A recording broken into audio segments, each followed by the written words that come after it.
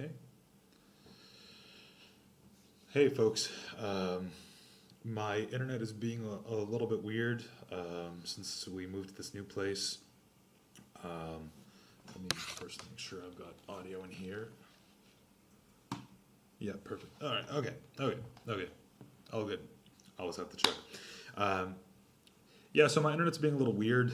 I've had a couple of cutouts just in these last 5 minutes. If it gets too insane, we'll figure something else out. I'll re-upload this video for you guys as a pre-recorded thing, and then send you out an announcement. Just a couple of things before we get started here. Um, I have been getting emails and things like that about so last week I wasn't able to do this video. We had a lot of drama with the place that we moved into. We got here and then didn't realize that something was wrong with the fridge, so we didn't have a fridge for like 3 days, and so we had to figure out a whole bunch of stuff. And needless to say, I was quite unhappy with our property management company, but that's all sorted. But because of that, I wasn't able to get things. I wasn't able to get a lot of things done last week. And so I got a couple of emails. People were asking me, "Hey, is always going to be on Mondays at 10:30 for you guys?" Um,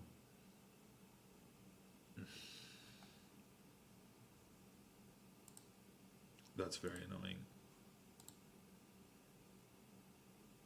Okay. Yeah. See, like there, it cut out. For example, if it gets ridiculous, and it's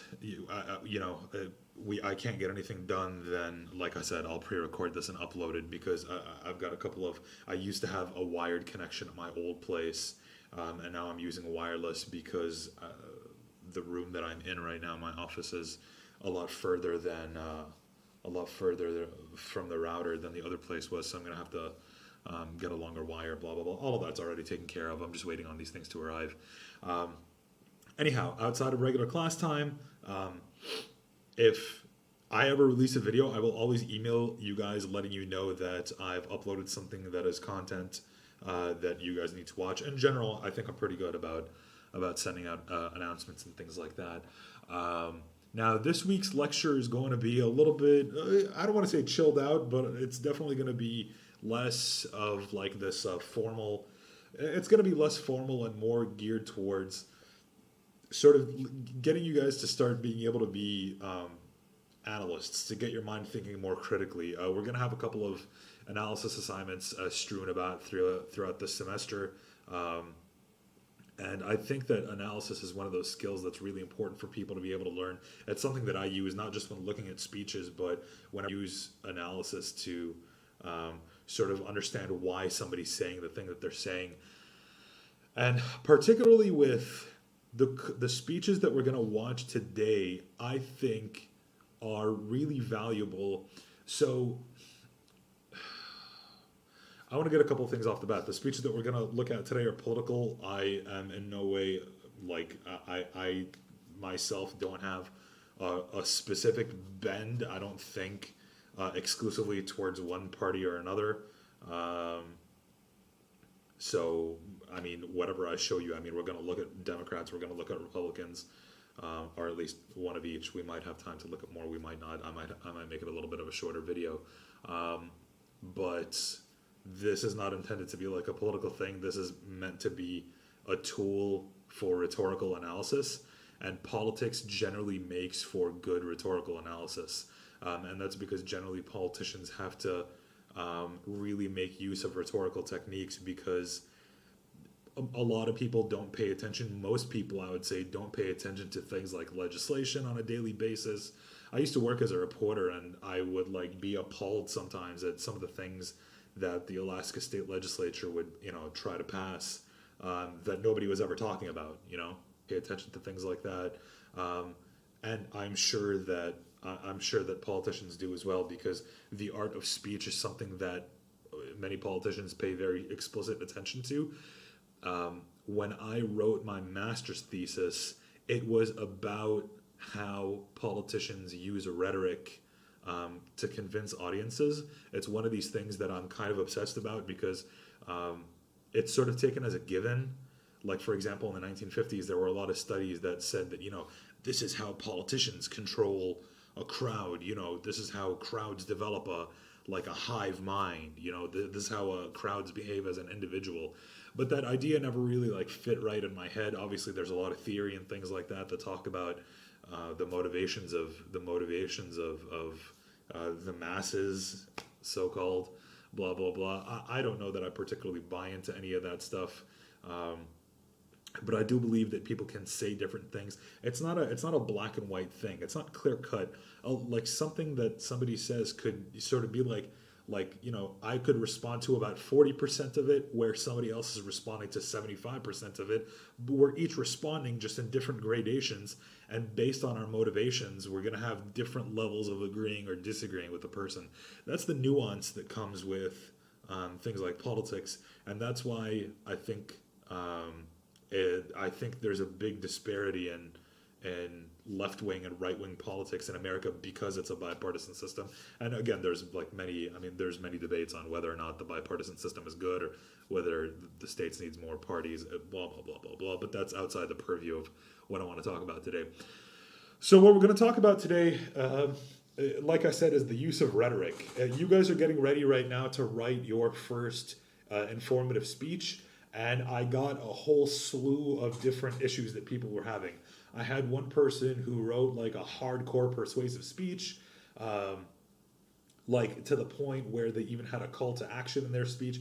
And I had to let them know, like, listen, this is a persuasive speech. I get what you're trying to say, but this whole thing needs to be retooled because you've turned it into, like, you're clearly very passionate about this issue, but this is not the way that you need to be talking about it.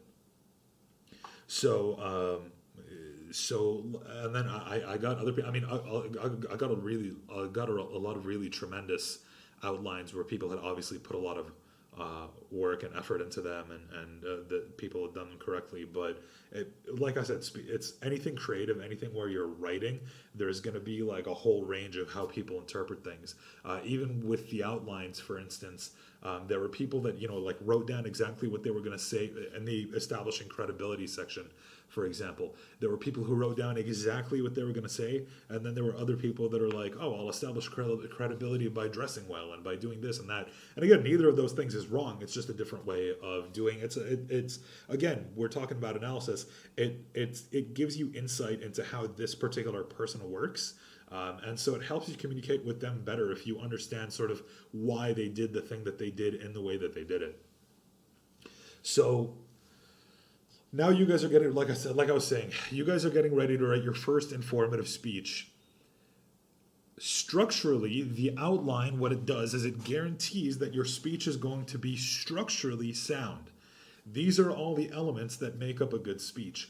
What the outline doesn't do is help you with your use of creative language, of rhetorical language, and that's what we're going to be looking at here. And we're going to be looking at sort of how a live speech, because again, one of the detriments of an online education is that you don't get to see your classmates in person, and so you don't get to see how they react to things.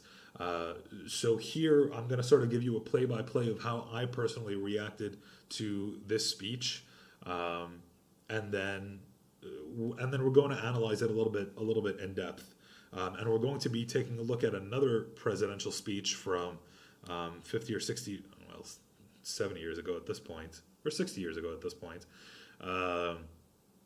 by Dwight Eisenhower, where you'll sort of see a lot of contextual differences between Joe Biden's inauguration speech versus Dwight Eisenhower's inauguration speech. So let's get into it. Let me make sure that the audio works for the internal stuff.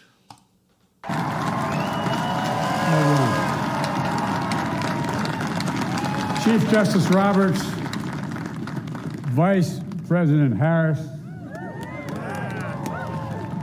Speaker Pelosi, Leader Schumer, Leader McConnell, Vice President Pence, my distinguished guests, my fellow Americans. This is America's day. This is democracy's day, a day of history and hope, of renewal and resolve. Through a crucible for the ages, America has been tested anew, and America has risen to the challenge.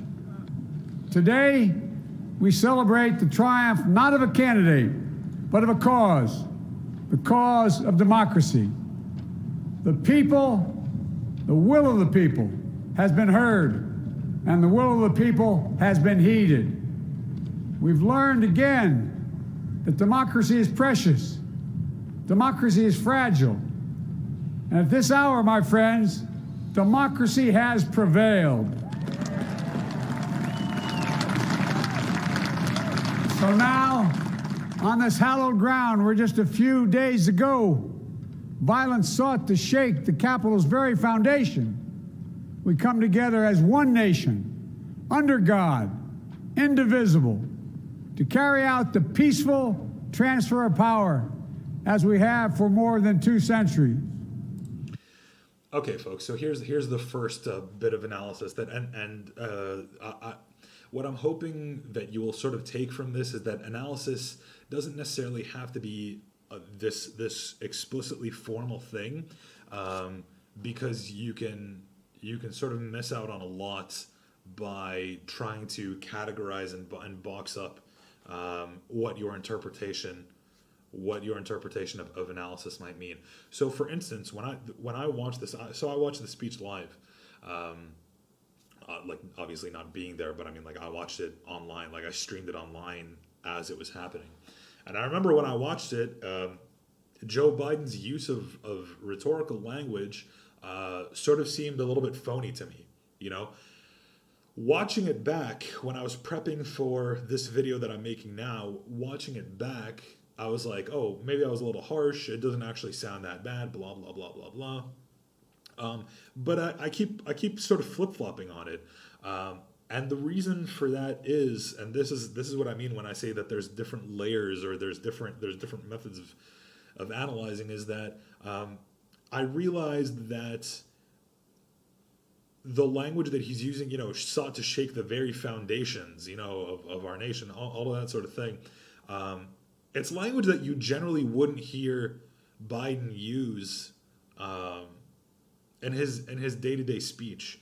So when he comes up and he makes a formal speech like that, and he begins using words that he wouldn't normally use, using figurative language that he wouldn't employ in his day-to-day language, and his day-to-day speech, I realized that's what sort of was making it sound a little phony to me. And that's not to say he doesn't believe in what he's saying. It's just that I think with speaking, it's really important to not cast a presumptive air to your audience, because you can very, very quickly lose them.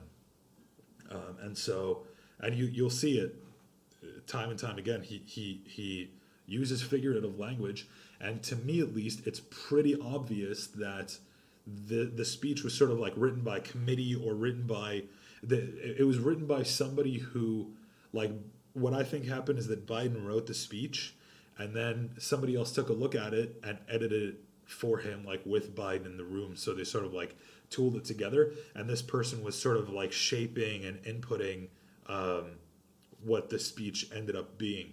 And the problem with something like that is, or at least the way that it happened in this speech, is that you got this balance of like things that sound like something Joe Biden would say and things that don't sound like something that Joe Biden would say. And for me, it created like this little like cognitive, not to the level maybe of cognitive dissonance or cognitive fuzz, let's say. But let's keep listening. As we look ahead in our uniquely American way, restless, bold, optimistic, and set our sights on the nation we know we can be and we must be. I thank my predecessors of both parties for their presence here today.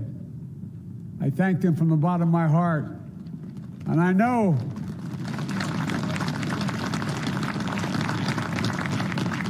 the resilience of our Constitution and the strength of our nation, as does President Carter, who I spoke with last night, who cannot be with us today, but whom we salute for his lifetime in service.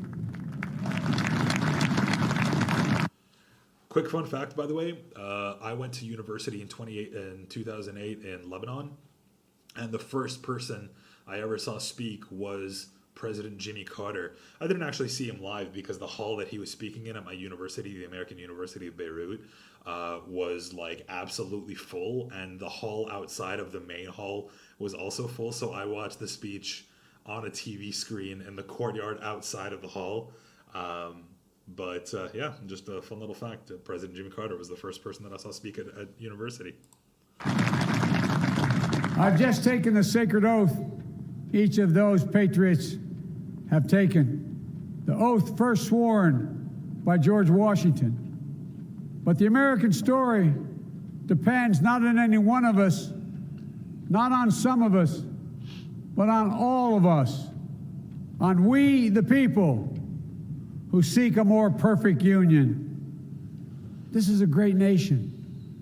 We are good people. And over the centuries, through storm and strife, in peace and in war, we've come so far, but we still have far to go. We'll press forward with speed and urgency, for we have much to do in this winter of peril and significant possibilities. Much to repair, much to restore, much to heal, much to build, and much to gain. See, okay, so that last line there, much to restore, much to repair, much to build, much to heal. He's saying the same thing again, and this is why this is one of these things that's a rhetorical strategy. You'll even see like I heard Chris Rock talk about this once regarding stand-up comedy, where you reinforce this idea in your audience's mind. Somebody who is not a practiced speechwriter isn't going to know to do that, or isn't going to understand that that's sort of like a technique that people can use. It might have been. I don't want to speculate too hard. And again, like there's like a sort of like I don't want to make any concrete statements about like how the speech was written or anything like that. I just want to do pure speech analysis. Sort of those are the little signifiers that. That this was a speech that was written by people that were really invested in making it like sound like a good speech. And the reason I think that why that is that Biden obviously served as vice president under Barack Obama, and Obama's notoriously a great speaker. And actually later on in the semester, we're going to take a look at a speech by Obama that I think is so insanely well crafted. Like again, I can sort of like see I can like be the cynic regarding the speech. Like I can sort of like see the moves that he wants to sound genuine that don't really sound genuine. I think Biden's trying to do that. I think he doesn't have that down yet. I mean, he's also an older guy, and I think it's a little bit more difficult to like for him to sort of like conceptualize or be able to do that. But I mean, he's still, it's still his first month. We have a lot that we can see. And also we will, so I went back and forth on whether or not we may look at any Trump speeches. Trump speeches are like a completely different animal. He definitely uses rhetorical techniques, but and don't get me wrong, the techniques that he uses quite well, like to a pretty high level of effect. It's just that it's a lot more like if this kind of speech aimed at teaching you rhetorical language and figurative language is like the next level of speaking, the way that Donald Trump does it, I think would even be a further level of that, like a further like an even more, like a third layer of advanced use of rhetoric. So I'm going to touch on it. I don't know if I'm going to do in-depth analysis. There's also so much that can be said that they can teach and probably are teaching college classes on Trump speeches. Again, whether you're pro or against. But yeah, let's go on. And by the way, so let me say this: the reason that I think it's important. So the type of speech that Biden's giving right now is actually a kind of speech that we don't do in this class. A lot of I don't know if I brought this up yet, but rhetoric is a sister discipline to philosophy, or maybe even like a child discipline of philosophy. And so a lot of the way that we write speeches, or a lot of the ideology behind how we write speeches, can be directly tied into a lot of ancient Greek theories. The ancient Greeks believed that there could be informative speaking, there could be persuasive speaking, but then there was also, and the Greeks always did everything in threes, there was also like ceremonial speaking. So the kind of speech that we're listening to right now is a ceremonial speech. So its use of rhetoric, like it's very forgiving in how rhetoric can be used. Rhetorical language can still be used in informative speaking, and of course, most definitely, probably most strongly in persuasive speaking, which we'll take a look at later on in the semester. But rhetorical language is one of these ways of, it's part of it is showing off your flair, that you're a good writer, that you're a good speaker, that you're intelligent, that you know big words, sort of a thing. But also part of it is sort of like it's the art. Like that's where really the art of speech writing comes in, is in how well you express yourself, how well, like how nicely. So you know how they say don't judge a book by its cover, but a nice cover will always like get you to pick up a book at a bookstore. The art of speech writing is sort of making your audience interested in the cover that your message is packaged in. Like, hey, if I can get this person, because you'll see it's probably happening to you. It's probably happening to you right now. If people speak for a long time, and they're saying something that you implicitly think may not be important or may not be relevant to you, you'll start to tune it out. And I think something especially like this, we're watching a 22-minute speech here. I think it's really easy for people to begin tuning things like that out. So the art of speech, and one of the reasons why our outline and the length of our speeches is actually very helpful, because one, you're moving very quickly between, you're like, okay, here's a minute in the introduction, here's a minute in main point 1, main point 2, main point 3, and then here's your conclusion. That's pretty much your speech, right? Like, you're moving very quickly between topics, you're transitioning between them, your audience isn't lost. If it's if it's something that you're speaking passionately about, if it's something that you've done a lot of good research on, it's going to be really easy for them to be able to keep up. And especially if you pique their interest at the beginning, they're going to really want to follow along. And I've had a lot of great examples of that in my classes over the years, of speeches that were just like a pleasure to listen to. And that's one of those things where if you're speaking to people that may not be, so theoretically right now, Biden, what he's trying to do is say, hey, I'm this bipartisan guy that's going to work with everybody, and that's the image that he's trying to project. So when he does that, he needs to choose what he's saying carefully. And if you go back and listen to, and obviously that requires audience analysis, he has people that like, and obviously he's sort of like tuned into like the particular climate in America right now. He talks about racial inequality. He talks about like healing. He just talked about healing and all of that sort of thing. He's going to make a lot of references to people who may be with him and people who may not be with him, but he can't speak to each of those people like individually, or at least he's trying not to. I suppose he could, but he's trying to sort of like ensorcel everybody, like sort of like lasso everybody at one time with his words. And so obviously that requires know-how, audience analysis technique, and all of these things are things that we're going to talk about later on in the class. By the way, I realize that a lot of the things that I'm saying are very high concept.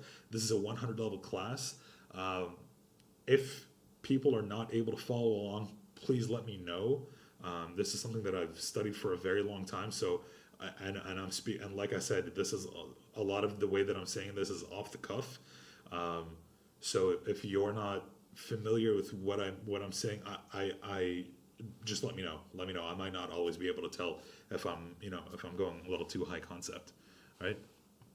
And actually, let's pivot right now for a second. I want to take a look at the difference between how Joe Biden is speaking versus how Another president spoke, who's from a different time, Dwight Eisenhower.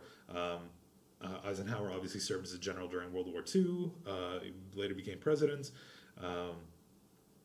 and he gave his farewell address before he left office.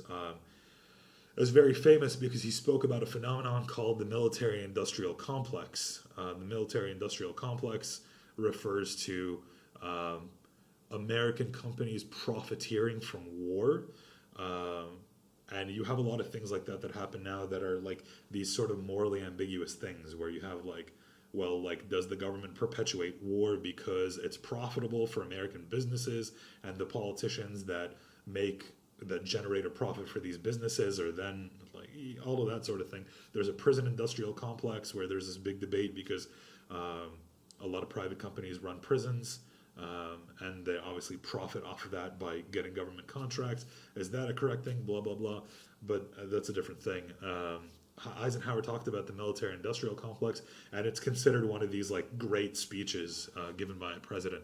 So we're going to take a look at how he began the speech, because he talks about strife within Congress, which mirrors a lot of people tend to think that like, oh, this is a problem that nobody's ever faced before, blah, blah, blah.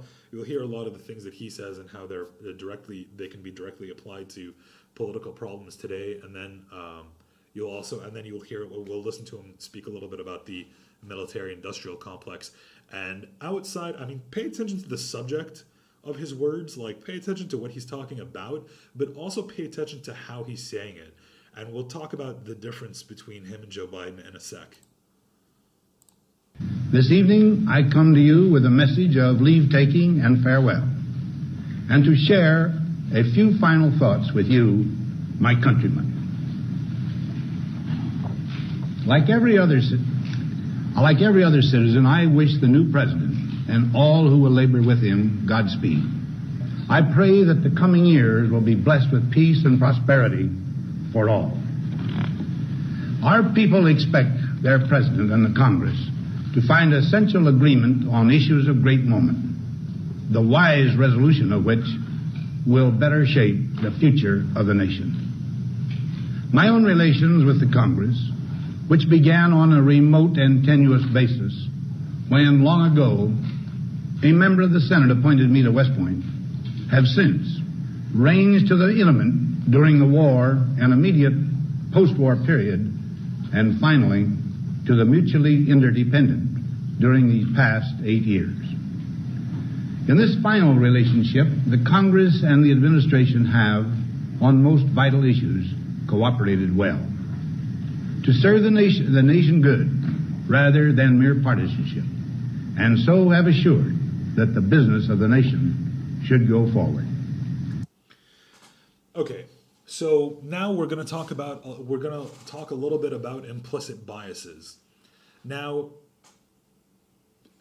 you guys watching this with me, when you hear Eisenhower say things like issues of great moments, my relationship with Congress began on like a tenuous basis, all of these things, the language that he's using, did it sound to you more appropriate, or was it like, did it hit your ear very seamlessly, or did it sound like, why is this guy using like these, again, highfalutin, like, why is he using this high concept language?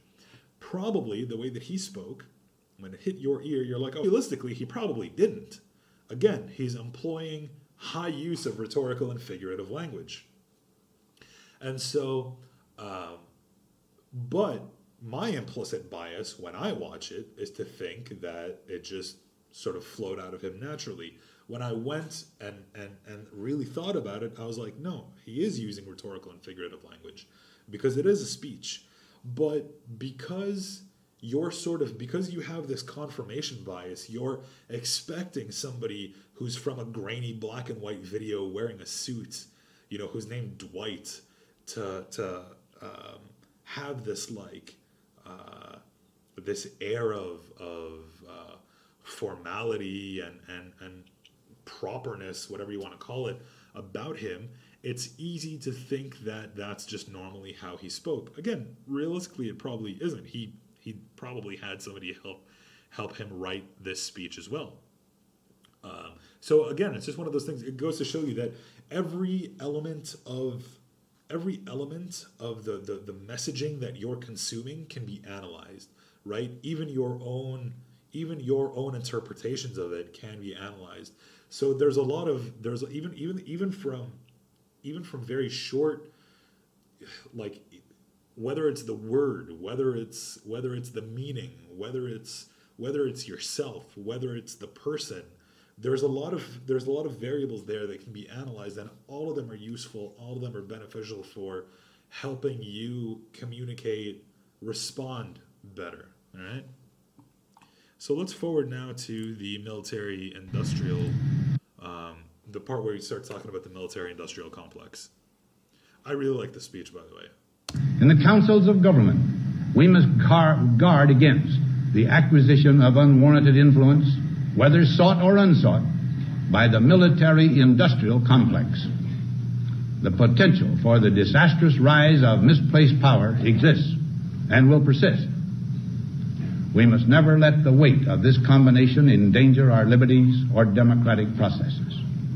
We should take nothing for granted. Only an alert and knowledgeable citizenry can compel the proper meshing of the huge industrial and military machinery of defense with our peaceful methods and goals, so that security and liberty may prosper together. Akin to and largely responsible for the sweeping changes in our industrial military posture has been the technological revolution during recent decades. In this revolution, research has become central. It also becomes more formalized, complex, and costly. A steadily increasing share is conducted for, by, or at the direction of the federal government. Today, the solitary inventor, tinkering in his shop, has been overshadowed by task forces of scientists in laboratories and testing fields. In the same fashion, the free university, historically the fountainhead of free ideas and scientific discovery, has experienced a revolution in the conduct of research. Partly because of the huge costs involved, a government contract becomes virtually a substitute for intellectual curiosity. So we're not going to analyze the contents of what he's saying. There's a lot there. It's in 2021. It's going to cause. It's the sort of thing where if you bring it up in a political context with people, like if you go up to the politics department, which I don't even know if it still exists at UAF. They've done so much carving of the colleges and the subjects that are taught at the university because of budget cuts. But it's the sort of thing where if you talk about it with people who are like politically inclined, political analysts, political theorists, whatever it might be, they're going to have a lot of opinions on it. What I do think is interesting to think about, though, is that a lot of things happened during Eisenhower's presidency. A lot of things happened during Eisenhower's presidency. A lot of things that could be construed as controversial happened during Eisenhower's presidency. So why did he choose to talk about this during his farewell address? This is an issue that somebody that was seen fit by the American people to lead them. So arguably, I mean, being president is kind of an important job. So this person who's held in high esteem by a lot of people during his final address from the seat of great power decided to talk about this subject. Why? Again, this is the sort of question that you can probably write many books about and not get really to the heart of, and not be able to convince people fully, not be able to like really get at the heart of the issue. It's just one of those things. There's a lot to unpack.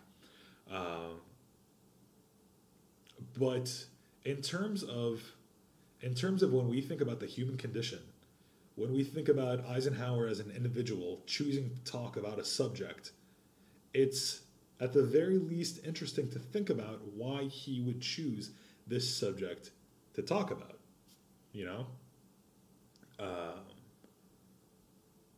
And that thought, it's difficult to explain, but that thought is sort of the way that my mind works and drives a lot of the ways that I think about something like communication. Let me give you another example. Right now, I'm sure you guys have heard, if you're following along with the news at all, but the army in Myanmar executed a coup d'état and overturned the democratically elected government of their Prime Minister Aung San Suu Kyi. So Aung San Suu Kyi was imprisoned for a very long time. She was released. She was awarded the Nobel Peace Prize. She was elected Prime Minister in a landslide victory, and then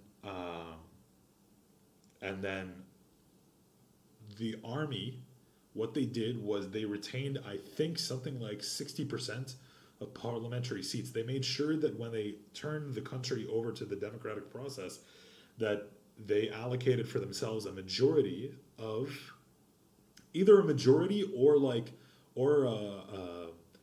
enough to offset any coalition majorities. I think what you would call a plurality. So they sort of like handed over the government, but like with this little caveat, right? With this little like, but we're still gonna retain power. And then since the election of Aung San Suu Kyi, the military committed one of the largest genocides of any ethnicity in the history of civilization. It was these people, the Rohingya Muslims living in Myanmar, were sort of like forced to leave the country, or they were killed, they were raped, it was very very awful like circumstances. They fled to places like Bangladesh. They fled even further outside of Myanmar. All of that sort of thing. Now the military executed a coup d'état, and the people of Myanmar are revolting. And the difference is that now they have tools of communication. Before, when the military assumed power, social media didn't exist. Since the military gave up power, and then Myanmar had held democratic elections, and then the military reassumed power, now people are able to communicate with each other through social media. And when they're able to communicate with each other like that, it changes the dynamic of the place. So they're able to push back. It was the same thing that happened in Egypt in 2011, and that's what I wrote my master's thesis about, right? So the impetuses behind social movements, the impetuses behind why people do the things they do, really is at the heart of communication. Understanding that is the central piece, and my belief is the central piece to being a good communicator, right? When you're hired as a teacher, they make you write a statement of, like, not really a statement of purpose, but like a teaching philosophy. Being a teacher, and I learned this when I had a very good philosophy professor when I was doing my undergrad. He didn't tell me what to think. He taught me how to think. All right. And not in the sense of like you should think like this and you should think like that. It's more of how you should think about things in the most robust way possible in order to fully comprehend the situation. Sometimes, if it's a bipartisan situation, it's difficult to navigate, and that's just the nature of that thing. Other things, when you're dealing with another person and you're trying to communicate with another person, understanding what makes that person tick is extremely vital to either getting them on your side, making them understand the thing that you're talking about. It depends on why you're communicating, what you're going to do with that communication. These are things, guys, when you write your first speech, that when you write any speech in this class, that I'm not going to be able to teach you, that I'm not going to be able to like spoon feed you, right? But it's a really important part of communication. When I tell you, so for example, when I give you feedback on your outlines, I'm going to tell you, hey, this is great. You did a really good job with your citations. You did a really good job. Like sort of fleshing out what you're going to say. This is a great hook. This is a great blah, blah, blah. The way that the outlines are written, it's difficult for me to tell whether or not, what kind of language you're going to use when you write your speech. Depends on how much of it you've filled out. But when you deliver your actual speech, if it's very rigid and very formal and all of that sort of thing, you'll still get a good grade. Like you'll still get an A if you hit all of these things in the rubric. The thing that the rubric leaves out is sort of how effective you were at developing a relationship between you and your audience. So I was just saying that the more that you understand a person, the better you can communicate with them. Well, that of course becomes a million times as difficult when you're speaking to a lot of people. All right, and again, we're looking at Eisenhower. We were looking at Joe Biden's speech. They're speaking to millions of people, and they're trying to create a relationship. I remember I was watching this heavy metal documentary more than 10 years ago, and they were interviewing the singer of a heavy metal band called Iron Maiden. His name is Bruce Dickinson. And something I remember he said during that interview is he was like, what I'm trying to do, even in like the largest stadium, I'm trying to find like the person in the back of the room and make them feel like I'm talking to them. So it's really easy for people, like this guy's already president. He can be cynical if he wants to, and he can be like, well, I'm already here, so I'm just gonna, talk a lot of crap that I don't mean, and that's fine. Like nothing is gonna happen, or like the consequences are gonna be very limited. But that is, I think, the difference between somebody who's really good at what they do, especially in a position like this, actually in anything. When you really put effort into doing the thing that you set out to do, it's very clear versus people that are just sort of going through the motions. All right. Even in this video that I'm making for you guys now, there's a big difference between how I'm speaking to you now versus how I speak to you during more formal lectures, right? And I think that's probably pretty palpable. Maybe less so. I like to think that I still make you guys feel like I'm being very genuine when I'm giving lectures, but at the end of the day, there's slides and it's material that I have to teach you. This is again, we're talking about levels. This is I would say a level deeper than that. All right. And that's what I'm trying to teach you. I talk a little bit about critical thinking throughout the course of this class. We're going to be doing speech analyses. There's a couple of, the first one is coming up soon.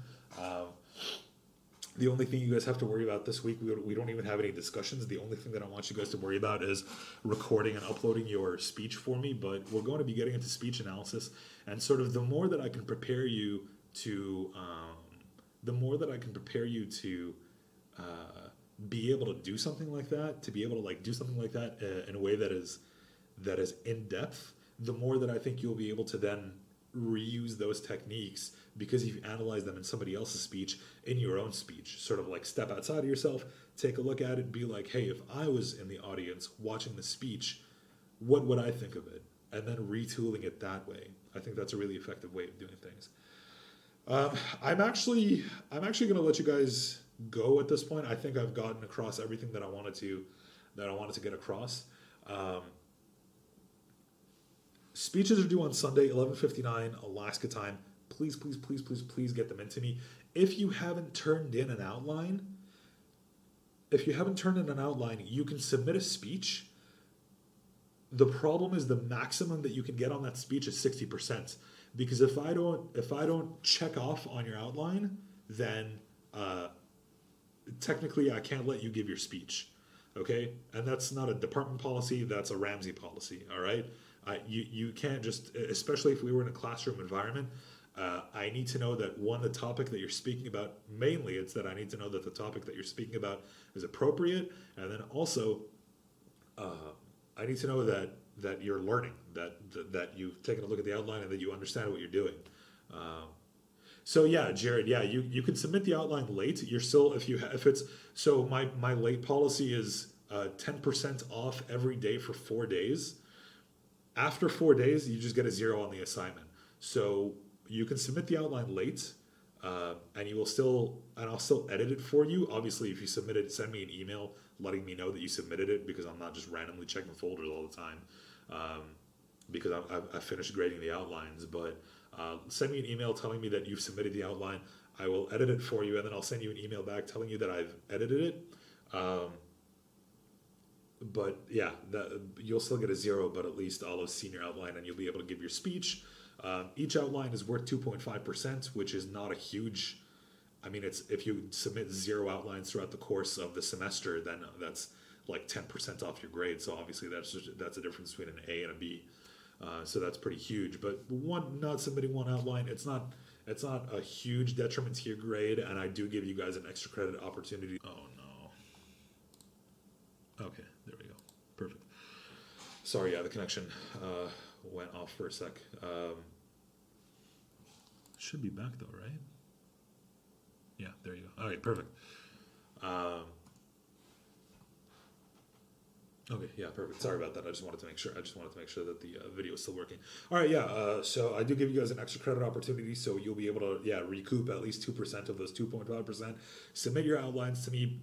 Make sure that you're submitting them, and then getting a 0 on your outline is still better than getting a 60% on your speech, because so the first speech is worth 10% of your total grade. Getting a 60 on that means that you'll only get 4% on your. That means that you'll get 4% knocked off of your grade, versus if you submit the outline late, you'll get 2.5% knocked off your total grade, which is obviously less than 4%, and then you'll still be able to get.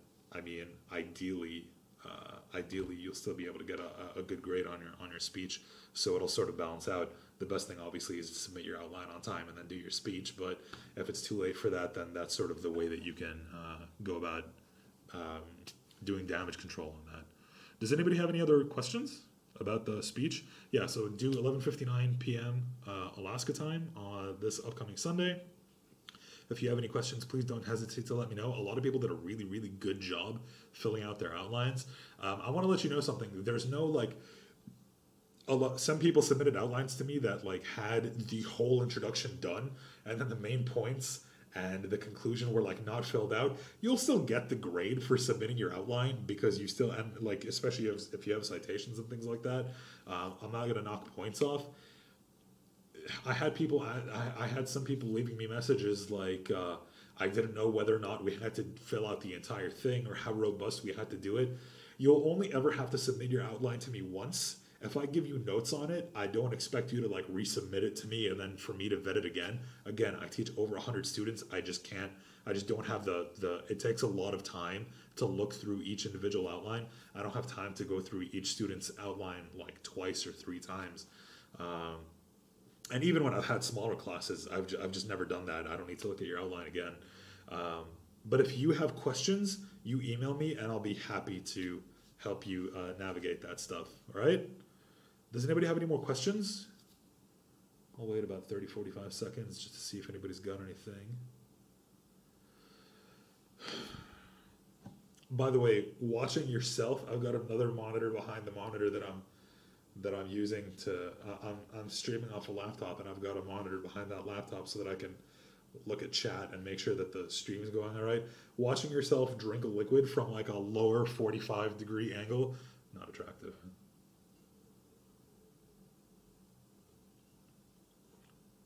All right. Okay, folks, if nobody's got any questions, then that's it. I'm just going to let you go. Thanks a lot for being here. I know you guys have got your speeches. I hope that this benefited you. It's something that's very difficult to come. I like something that really helped me was this book called Adventures of Ideas by Alfred North Whitehead. Very dense philosophical text, but it's just one of those things that like when I read it, it was like this revelatory thing. But hopefully I can start nudging you guys that way in academia. If you don't care about it, then that's totally fine. But if you know, if you're if I've piqued your interest, then kudos to me. All right, folks, I'll let you go now. Speeches 11:59 p.m. Sunday into your Google Drive folder. Thanks a lot. Take it easy.